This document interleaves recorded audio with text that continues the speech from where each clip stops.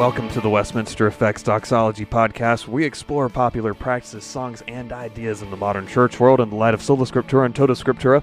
I'm Cody Fields, the president of Westminster Effects. Go buy stuff for your guitar at westminstereffects.com, including the new 2716 Blackout Edition. That thing looks mean. Go buy one.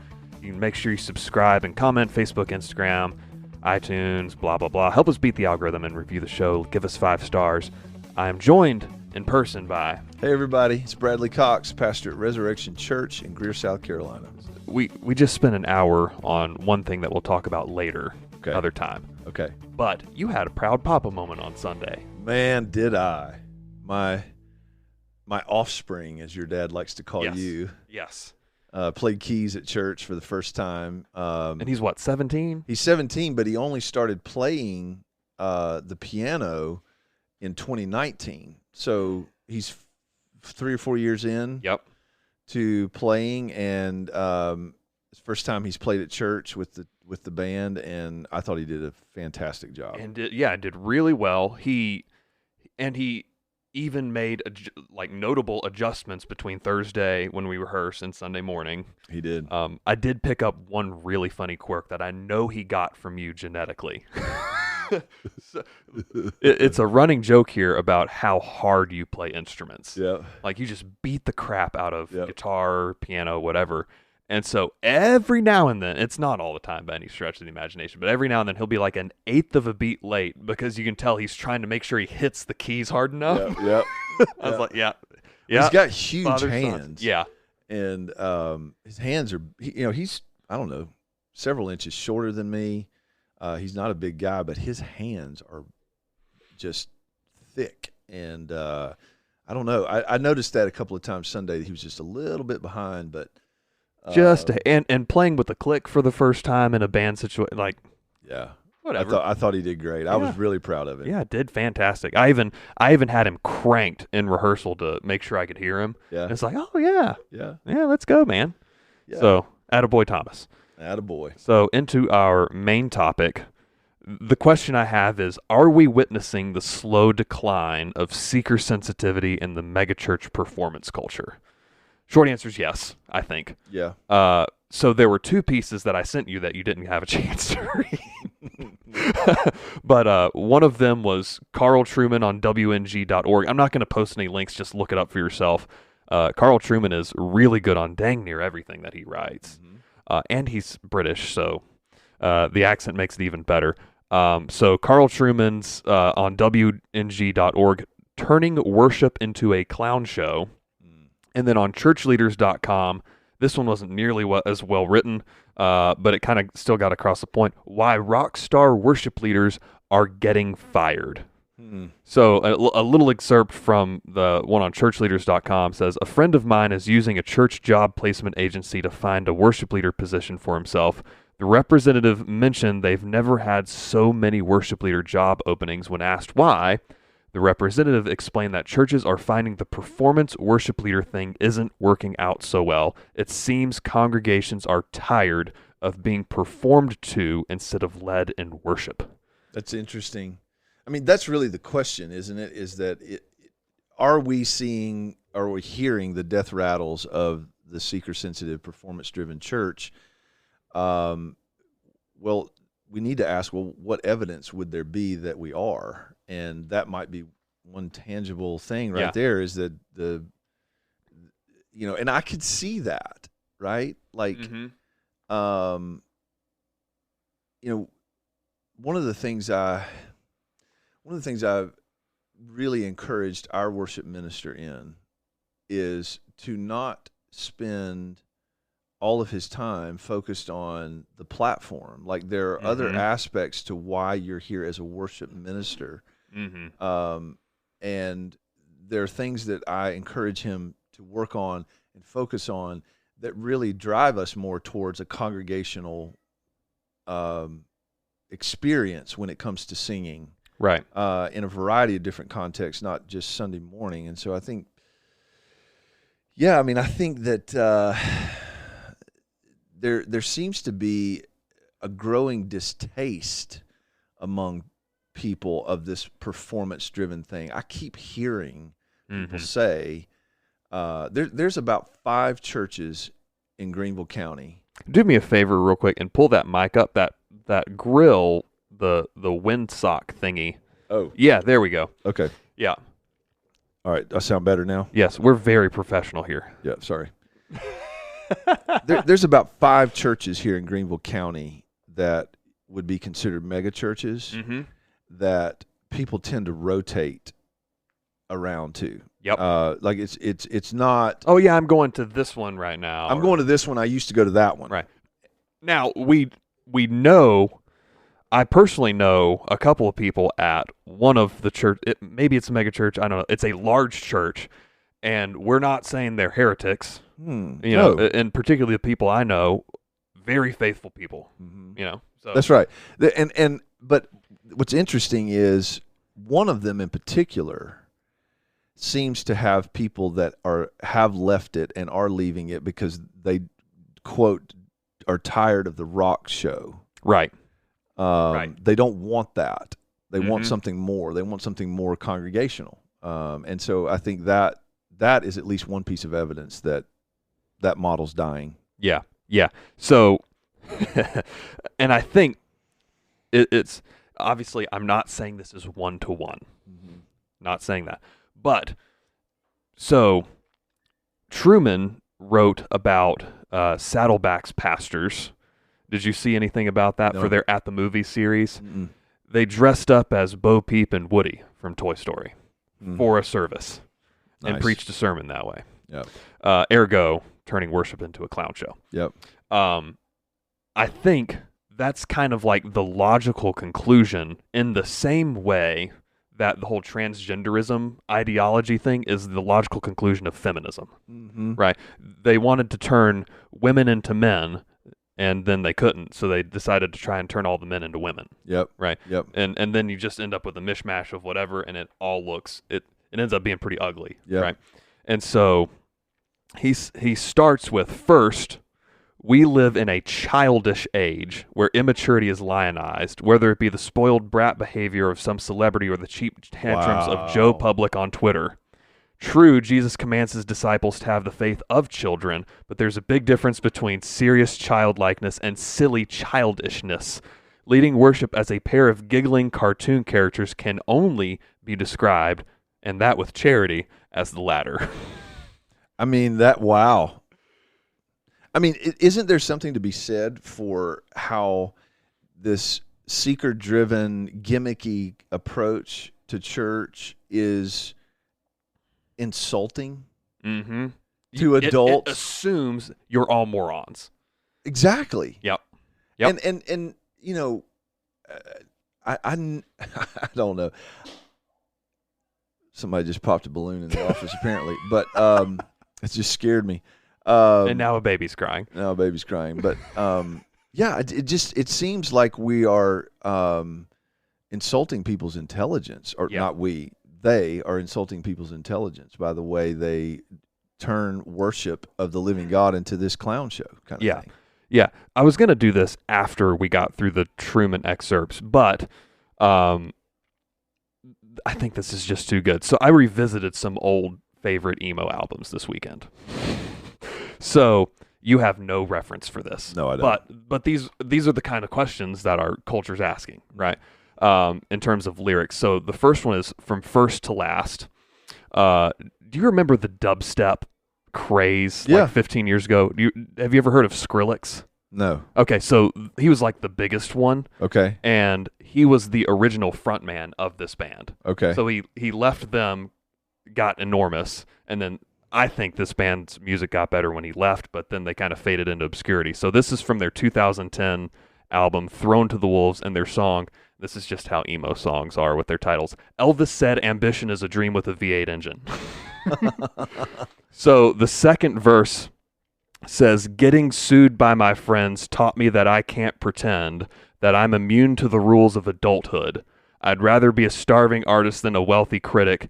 I'd rather be a space cadet than bitter and jaded, or brain dead and rewarded for it like everyone else my age is. Wow. And what did we give them?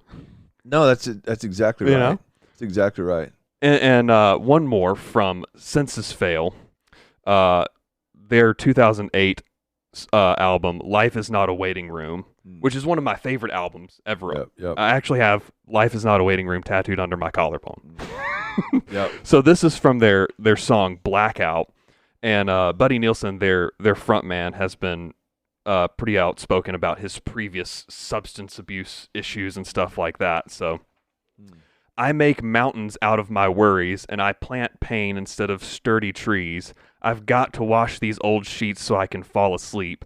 There are times I reach for the phone to tell you that there might still be some hope, holding on to the slack of rope. But that's the whiskey talking. So I hope that you can find some peace in life. Can you survive without me? 'Cause I thought I'd be fine, but now I'm slurring every single line. Wow. Like, those are the questions that the culture was asking 15 years ago. Even more so now. You're talking about substance abuse and all the, the fentanyl overdoses and stuff like that. And let's talk about Toy Story. Let's put on a rock show and perform to you. You're coming in with, you're depending on substances. You don't want to be a moron like everyone else your age is rewarded for. But no, just sit there and let me spoon feed you cotton candy all day. Which begs the question, doesn't it? Who is it?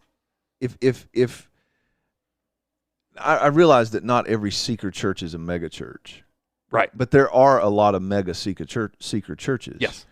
And who's sitting in those congregations? It's not those people. Mm-hmm. Is it? I mean, no, not at all. Like that's the group. That's the group that they claim to want to reach. But there's no way that those people are sitting in those congregations. Right. And there were, obviously there were more explicit examples that I could have pulled out of those albums. I'm sure. And but like, people are hurting. Here's Toy Story. What are we doing? Yeah, I don't know. I mean, maybe, probably if we had one of said seeker church pastors sitting here, they could rattle off story after story of people that they have reached like that, or testimonies in their church of people that have come out of such things. But I think if we're reasonable and we're honest, at this point we have to say that if those churches are reaching those people, and they're experiencing the power of God and the person of Christ transforming their lives, it's in spite of those things. Yes. It's in spite of the clown show, not because of it. Yep. And yet, why can't we see that? Why can't we see that we don't need these things, that these things might actually be a hindrance Yep. To the more that could be happening? I don't know. So, Truman's second point, this is so good. Second, the church is not called to mimic the world, far from it. There is only one description in the New Testament of how an outsider should react when he blunders by accident into a church service. It is in 1 Corinthians 14, 24, and 25. Paul tells us that such a person will be convicted and fall on his face knowing that God is there. Presumably, this is because he finds himself in the presence of a holy God and is overwhelmed by his own sense of unworthiness. Turning worship into a comedy skit seems unlikely to produce the same result. In fact, far from being sensitive to the needs of any seeker, it sends a clear signal that the gospel is unworthy of attention by any serious-minded person, believer or unbeliever. I totally agree. Truman's just throwing haymakers in this one. No, I mean, and all totally deserved, I think. Totally deserved. I mean, there's so much in that statement. What it says about the gospel. I couldn't agree more. Yeah. Have you read any of Truman's books at all? Creedal Imperative, Rise and Triumph of the Modern Self. No. Very worth reading. Anybody out there, go read Truman. So here's where he really just. If you think these have been haymakers, here we go. Flowing from this second point is the third and most serious issue. Such trivialization of worship rests ultimately upon a trivialization of God himself. It is a function of the same culture where sports stars refer to the Lord as the big man upstairs, as if God was just one of their drinking buddies, and where Republican members of Congress joke about foregoing sex with their fiancé in order to make it to a prayer meeting on time. Mm-hmm. Mm-hmm. And I think apply water to burned area. Yeah, that statement right there is where I was going to go with this. Is that I think if people in those churches are converted, genuinely converted, I think we can make the case that it's in spite of these gimmicks, not because of them. Yep. And once they are, I find that I talk to lots of people who become seriously discontent with God being trivialized in that way, and they're longing for more. I mean, I think I experienced some of this on the mission trip I went on this summer, when suddenly I'm on a missions trip with people from churches in several different parts of the country, some of which were mega seeker churches, and just opening the scriptures with them in an early morning Bible study, I saw how spiritually anemic they were, doctrinally anemic they were. They were starving. They were starving, and they knew it. Yeah. And they wanted more. Yep. And but I don't know, these churches have certain bells and whistles that I think are attractive to some people, programming that appeals to certain consumer itches that might have its way of keeping people for a while. Yep. Is that I'm a part of this. There's also the sense that because it's big and because maybe a lot of people are raising their hands to be saved and getting baptized, I'm a part of something great, even if it leaves me wanting. Right. All of which I think are maybe death rattles. Right. Now, when we say death rattle, what we're not advocating for is that these churches disappear. No, we're not about that. And I would even say there's one particular, probably the best known, more seeker-sensitive church, more rock show church, and I know a couple people at that church who have said that basically since we'll just go ahead and say it because it'll be obvious when I say it. It's New Spring, and since they canned Perry Noble several years ago, the culture of that church has shifted dramatically. Yeah. Like it is less of a rock show. It's less about the guy up there, and they even rotate who preaches. Still plenty of stuff we disagree with. Still plenty of methods and even theology that we're not on board with that. But I think that's even a sign of maybe they're going to start getting even more serious in this long run, because they realize it's not cotton candy and unicorns that actually keeps people around. Right. I think they've gotten healthier. Yeah, absolutely. And what's interesting is I think based on what I know they've shrunk. Yes. Yeah. There aren't as many people there, and I don't think that's necessarily a loss. I think that getting healthier is the greater good. So I would agree. I think their culture has shifted in that way, and that's a good thing. And that's what we want. Is we want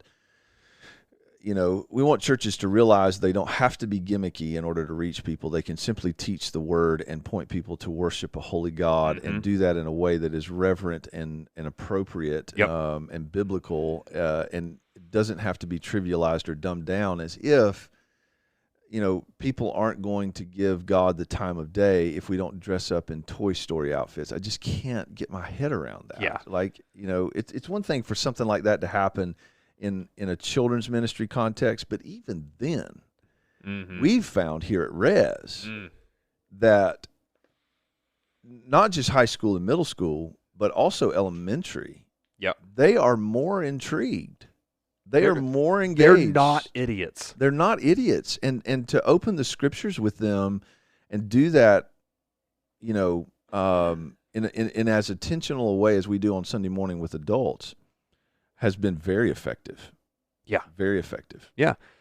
You teach people how to read the Bible and, oh, look, they're healthier. Yeah. Funny how that works. Yeah. And, we're also not taking shots at a more... obviously not taking shots at a more modern style of No. musical worship because No. generally we're more on the modern side. I play electric guitar here. We're actually running 2 electrics this week with our boy Colin Hall, and that's going to be great. But it's not, like, we are adamant, it's not a performance. No. In fact, I told Stephen yesterday, our worship minister, we were, don't run with this too far in your head, but we were having a big picture conversation about facilities and technology and different things that we're trying to work on and improve. And just to drive home the core value of our church, I said to him, if you came to me and made a biblical case, or I think I said a reasonable argument for us to abandon everything digital,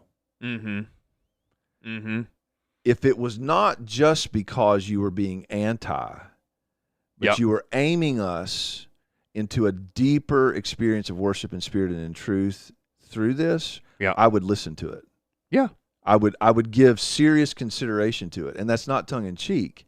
Right. That's because I realize what the main thing is. Right. Even to the point where I remember several months ago, one of our elders, Andy, preached a sermon, and if I recall correctly, none of the scripture was on the screen at all, right, including the main text. Right. And so every time he referenced something, he's like, "Turn with me there," and you hear flip, flip, flip, flip, flip, and that was a good There's experience. Something really good about that. Now, obviously, there's nothing wrong with having scriptures on the screen. Nope. But it's just something that we've kind of assumed. Maybe every now and then, just try not using it, and see what happens, and then make your decision based on that. Because, and I know where some of that conversation stemmed from is some of the issues we've had with our technology here, and sometimes there have been weeks where it almost came to the point of all right, we're just going to make a change for this week and deal with it, right? But what those conversations have shown is those are just peripheral. It's not a big deal. Yeah, and I think you have to be clear about that. Yeah. And otherwise, you're the stat that or whatever that was that said that there were just an enormous amount of worship leaders looking for a place to land. Right. Could indeed be a reflection of the fact that churches in general are starting to recognize that if we remove some of these production elements, if we don't spend all our time focused on that and emphasizing that, then maybe the current job descriptions aren't full-time jobs. Right. What do we which says something, doesn't it? Yep. If you've got a person on staff that's in charge of worship and you remove the production elements and they don't have a job anymore. Oh man. What does that say, Cody? Yeah. What does that tell us? That would be concerning to me. Yeah, because especially and obviously, again, we're not saying it's bad to use backing tracks or something like that, but if Ableton Live is taking up that much time, and then you just say, hey, let's only focus on who we have as a band, and all of a sudden there's 3 hours a week being put in.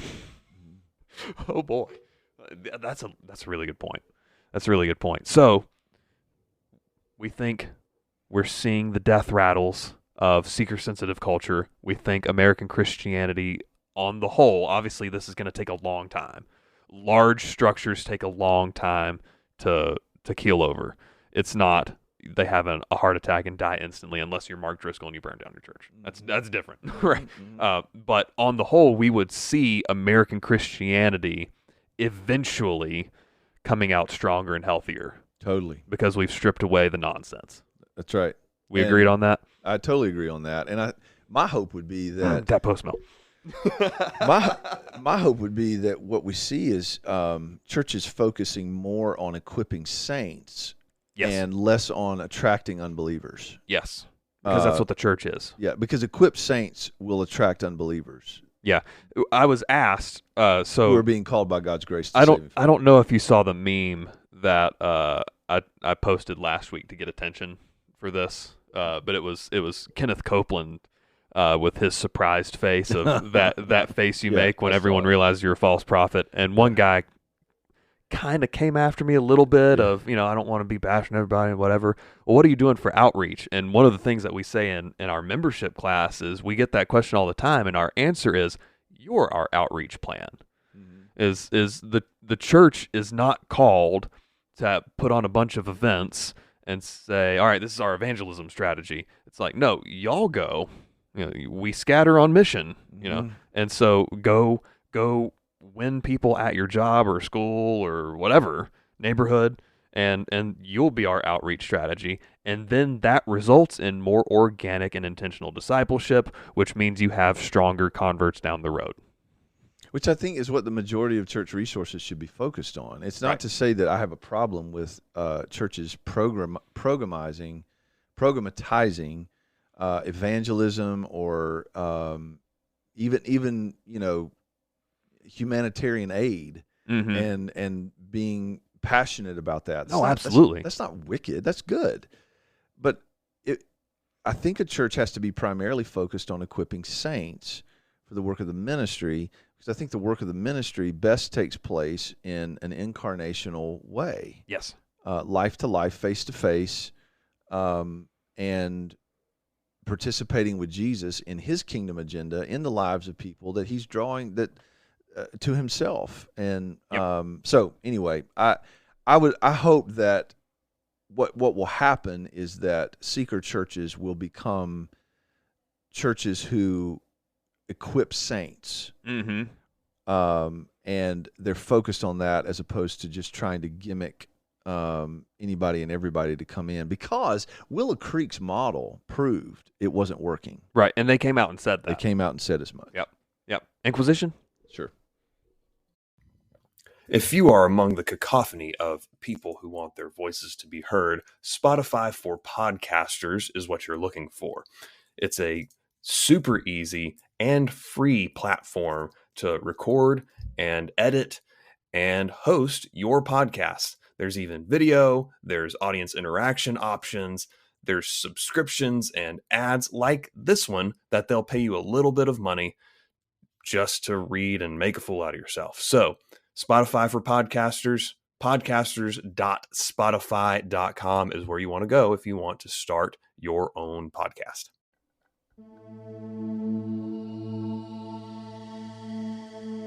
I hit the wrong thing. That's why we can't have nice things. And on take two, this is the Inquisition, where you submit questions and we answer them on the fly.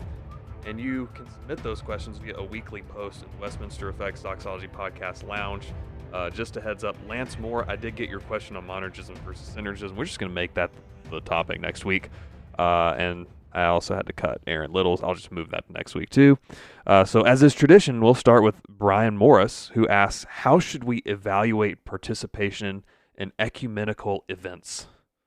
So let's say there's an outreach or maybe a hymn sing in the community, something of the sort.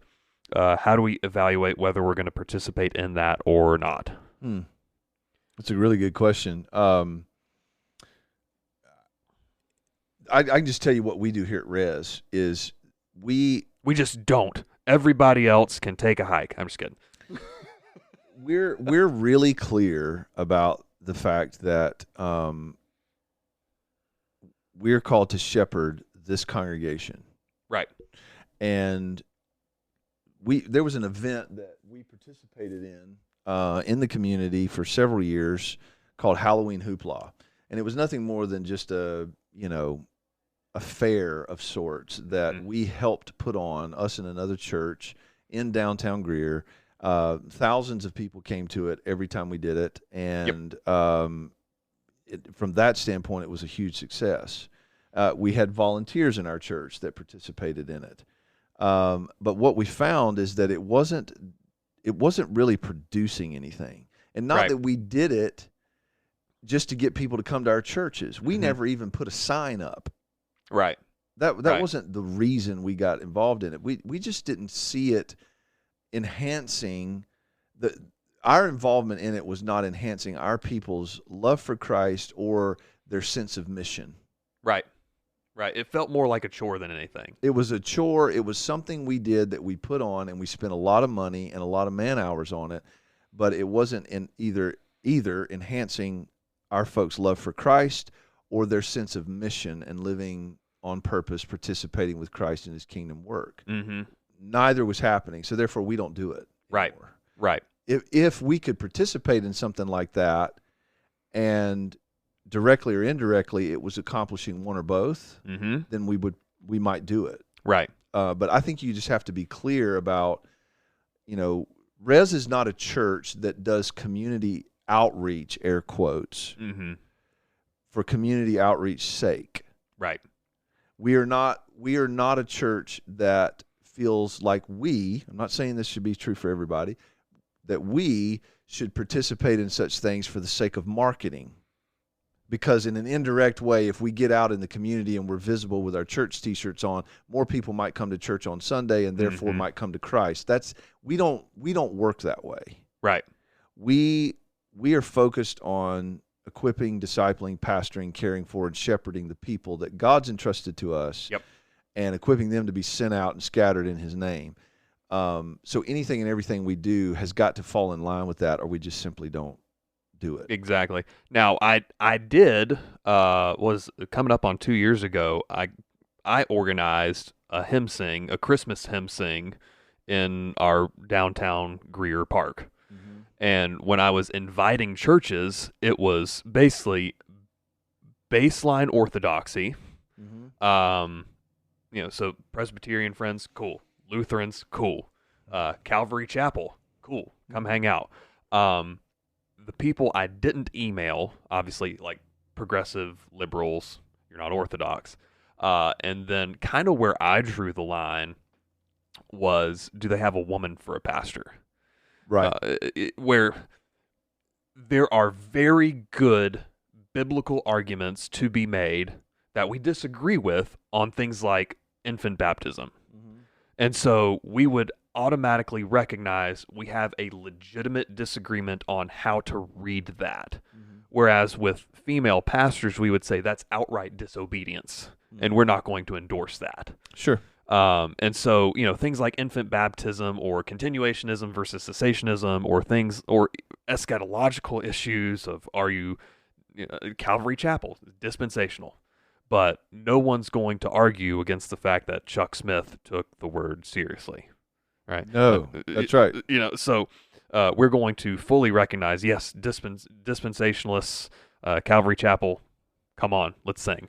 Well, I think you're hitting on something else that at Res we value partnership. Right. Partnership with local churches and also partnership with parachurch organizations that we feel like are Christ-centered and also meeting needs in the community. We're happy to partner with those people. So we might participate in an event, like we're part of a golf tournament every year that does both. It enhances our partnerships with other local churches and with parachurch organizations that are Christ-centered and meeting needs in the community. Like Evans Training Center, which is a drug and alcohol rehabilitation program for men just down the street. So those are reasons why we would get involved in these ecumenical things for the sake of our folks and also for the sake of our partnerships and relationships. Yeah, because I'm sure if you drill down far enough, just since you mentioned them, Evans Training Center, there's probably going to be something that we disagree with. No, I've talked with him about it. Yeah. So, all right, cool. But there's just such a, man, you talk about a guy who's has a heart for the Lord and a heart for men battling addiction and is in the trenches with these guys. I love our partnership with Dave Crooks and his program. So those are reasons why we do those things, and I think every church needs to have a filter for that. Yep. All right, so I have a story that goes with this one, but Drew Medin asks a question effectively that comes down to what are your opinions on the spiritual effects and consequences of supernatural horror movies? So stuff like The Exorcist, Paranormal Activity, The Conjuring, etc. That's a good question. So when I was, I think, in middle school, if I recall correctly, it was like my parents went to a small group and most of their offspring, as we said earlier, would, watch a movie or something. So one time we watched What Lies Beneath. Mm-hmm. So Harrison Ford, Mm-hmm. the ghost communicates with power surges, power flickers, and whatever. So we watched that movie, and in the middle of the night, like, and you know I don't tell stories like this. Yeah. Middle of the night, my light turns on, and my CD player turns on, and my TV player turn on all at the same time. My CD player would not turn on past a volume of like 16 or something because I would listen to it louder, and it turned on at the volume that I normally listened to it. And that happened like 2 or 3 times.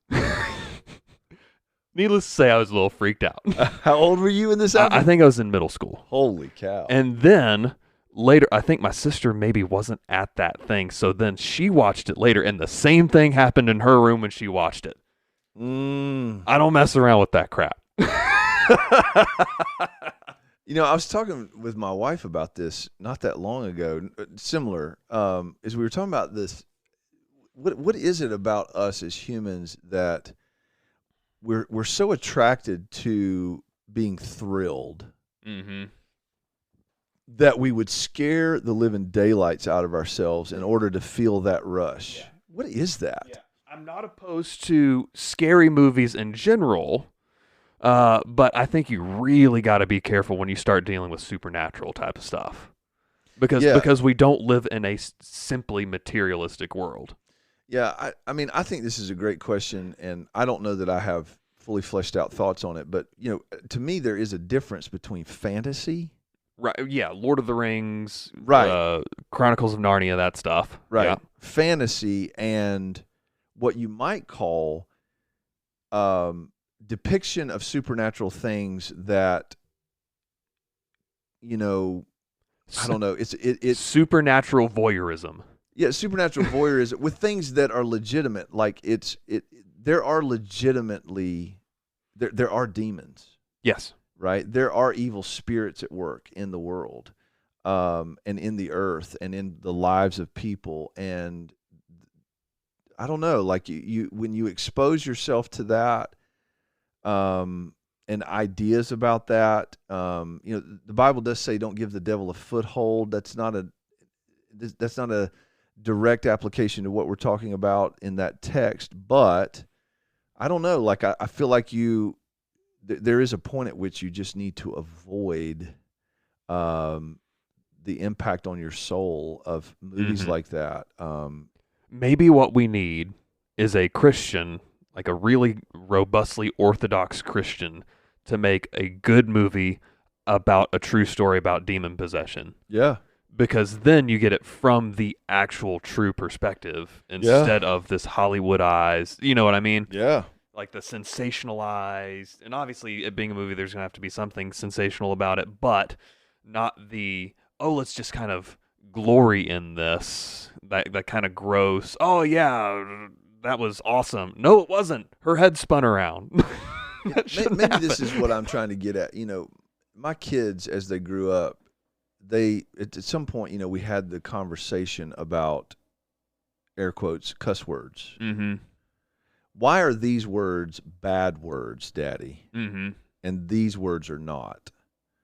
And what I've tried to teach my children is that there are some words in our culture currently that are, I would say, are crude, but they're not what I would consider to be bad words, cuss words. Right.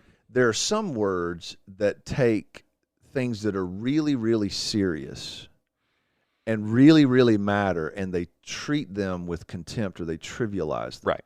Like the word hell. I've told my kids, don't use that word. Sure. Right? If I could just be candid and forthright here, okay?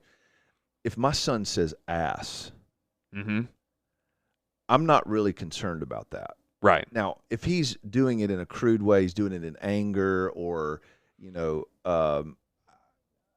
that's going to be a different conversation. Right. If you're just being a foul-mouthed idiot, we're gonna have a talk about that. Right. But that word in and of itself doesn't bother me like the word hell, because hell is a real thing. Hell is not something I want to trivialize. Mm-hmm. I don't want to just let that word roll off the tongue and be desensitized to the actual reality of hell. Right. And so if I watch these kinds of movies, does it in fact, it's going to do one of two things. It's either going to lead me into a level of fear that's not what God has for me, right? Yep.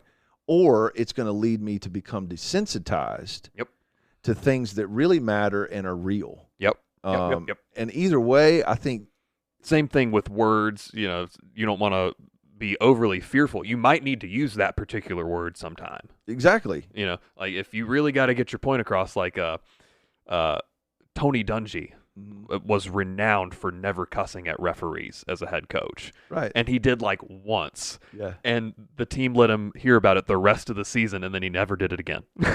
Well, like Brian Onken, the guy that I always refer to as my pastor, he told me this story one time. He was standing on a sidewalk next to a guy, and the guy stubbed his toe or dropped something or whatever, and he said GD really loud. Mm-hmm. And you know Brian, and you know how he is, Yep. and our audience doesn't necessarily, but you'll get a kick out of this. He just leaned over to the guy and he said, you really don't want God to do that. And you know what? He ended up having a gospel conversation with this guy and praying with him. Right. Because what did he do? In his own snarky sort of way, is he pointed the guy to the fact that God damning something is a really serious deal. Yeah. And you don't want to just flippantly or casually treat. So I'm equating that with these kinds of movies that the questions I think that's talking fair. about. I think that's fair. So we ran a little over. That's all right. I'm all right. Okay, good. So on that note of demons. Demons and cuss terror. words. That's the name of this episode. Demons and cuss words is this Inquisition brought to you by Demons and Cuss Words. Wormwood says hi. Yeah. Go love God. Love your neighbor. Make some music. We'll see you next time.